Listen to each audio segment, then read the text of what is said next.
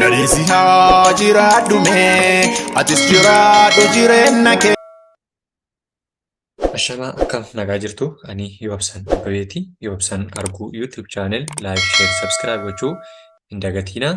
Akkuma yeroo darbee barnoota sirna gadaa kutaa sadaffaa boqonnaa tokkoffaa barannoo tokkoffaa mata duree dabballee jedhu ilaallee xumurree amma immoo boqonnaa lammaffaa barannoo lammaffaa gaammee xixiqqaa isa jedhu kan waliin ilaallu ta'a jechuudha. Eeyyeegaa Yoobsan Arguu YouTube channel like, share, subscribe gochuu hin dagatinaa.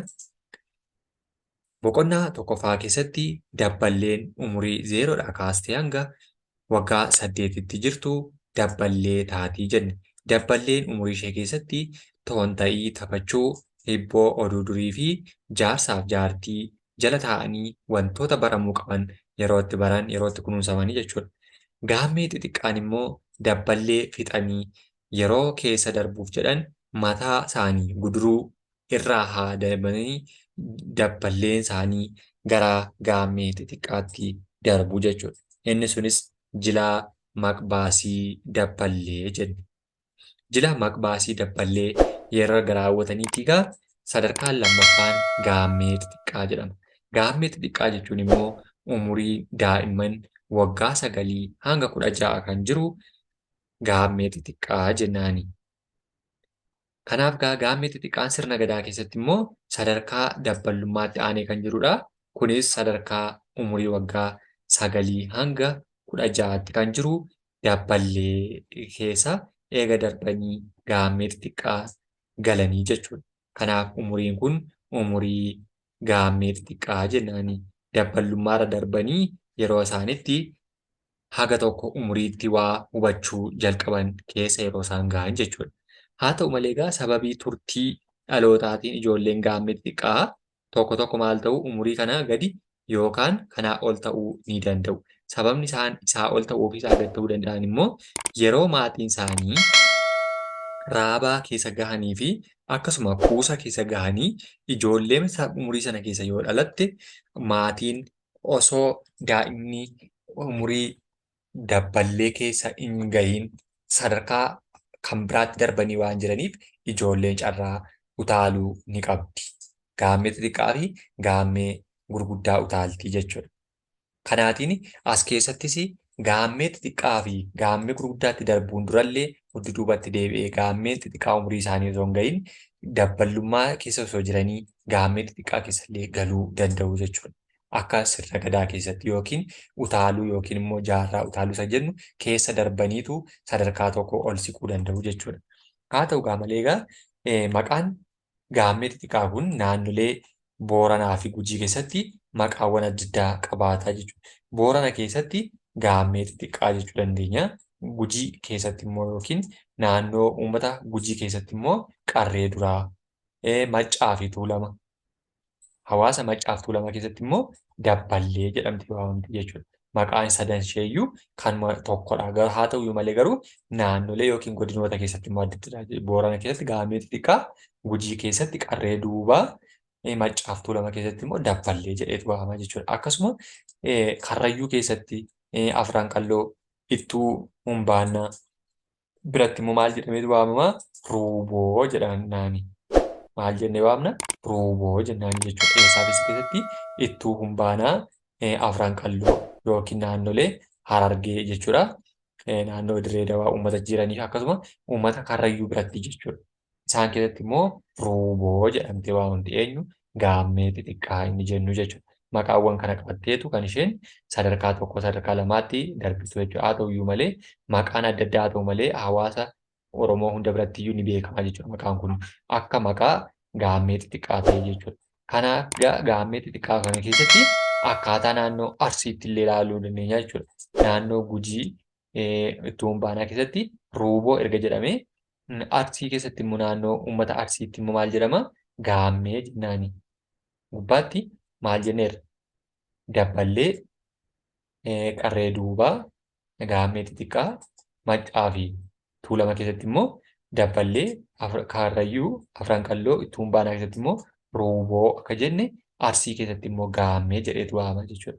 Kanaan sadarkaa gaammee xiqqaa ijoollee akkaataa rifeensa itti muratan ni qabaatu yookiin akkaataa itti rifeensa isaanii eeggatan illee ni qabaatu jechuudha. Sababni isaa dabballee keessatti gubbaatti yookiin immoo umurii 0dhaa kaastee hanga waggaa 8 keessatti kan jiru keessatti mataa guduruudha kan isaan guddifatanii as keessatti immoo gaammee sadarkaa lammaffaa xixiqqaa keessatti immoo sadarkaa umurii 9 haga 16tti immoo kana fakkaatti jechuudha.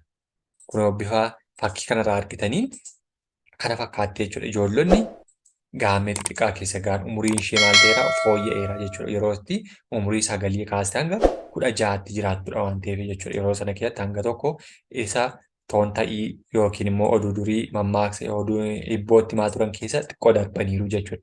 Asitti gaa rifeensatti haaddatanii kuni gaammee xixiqqaa keessatti rifeensa isaanii kana maal godhataniiru ni guddifatu jechuudha. Yeroo jalqaba umurii 8 gahan ni haadamarraa. Egaa 8tti guduruun irraa haadamee booddee gaafa 9 haga 16tti immoo deebisanii guddifatu jechuudha ammas. Kanaatiin yeroo irraa haadamu walakkaan yookiin maal ta'a gubbee irratti maal ta'a irratti hafti yookiin immoo qarree ishee jettu jechuudha. Meerree xiqqoo ishee haala fakkii kanarraa argaa jirtan kun adda kanarra jirti. Sammuu irratti kan isaan hambifatanii jiran jechuudha. Qarree jedhamti. Iddoo kaanirraa haaddatanii hunda isheerraa fixaniiru qarree irra jirti ladda kanarra. Sammuu isaaniirra jechuudha. Achirratti maal godhatu rifeensa kana hambifatu jechuudha. Kanaan irra haadamee qarqara rifeensa mataa isaaniitti maal taati jechuudha irratti guddatti jechuudha. Akka inni guddatu taasifatu yoo kan isaan haaddatanii gaafa waggaa 16 fixanii 17ffaatti darbanii ammas jilli qophaa'eefitu irraa haadamaa jechuudha. Yeroo sadarkaa lammaffaatti darbanii jechuudha.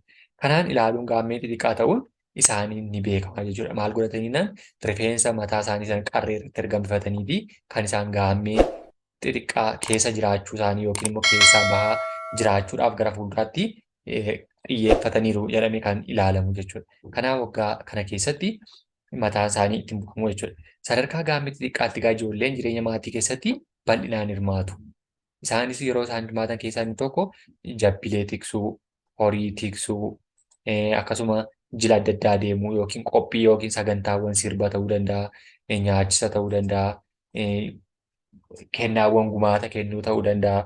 Bakkeen jilli adda addaatti gaggeeffamutti yeroo galma buttee ijaaruu ta'uu danda'a. Yeroo sana deemaniitu deeggaruu jechuudha.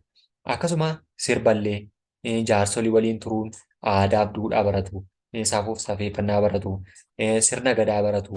Akkasumayyuu maallaa keessaa immoo daa'imman dubaraa hojii maal baratu? Hojii mana keessaa. Hojii mana keessaa hojjetamuu qabu. Waan mana keessaa yookiin maatiin hojjechuu qabu hunda haadha jalaa ni barti jechuudha. Akkasuma duudhaa fi safuu ni baratu. Haadholii isaaniirraa ni baratu. Waan haati isaanii hojjettu akkaataa isheetti mana maatii ishee jiraachifattu yookiin mana ishee bulchattu haadharraa ni baratu jechuudha. Ijoolleen dhiiraa immoo hojii qonnaa, hojii tikaa horii, horsiisa loonii, horsiisa kanniisaa fi mala jireenya garaagaraa ni baratu jechuudha. Haala ittiin adamoo adamsan, haala waraana adda addaa ofirraa ittisan ni leenji'u jechuudha. Sababni isaa umuriin isaanii yeroo itti dargaggummaadhaaf qophaa'uu gaana waan ta'eef jechuudha. Kanaan sadarkaa gaammee xixiqqaatti aansee kan jiru gaammee gurguddaati jechuudha. Boqonnaa itti aanutti kan walitti deebinu ta'a.